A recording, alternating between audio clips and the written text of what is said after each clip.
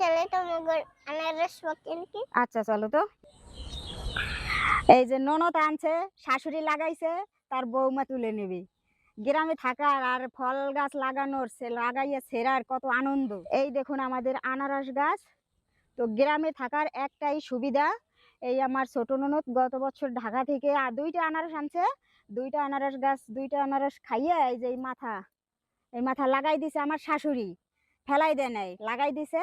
তাতে আবার এবছর 2টা আনারস হয়েছে, এই যে একটা খাইছি, এই যে আবার তার মাথা লাগাই দিছে। তো এই আনারসটা এখন তুলে নেব।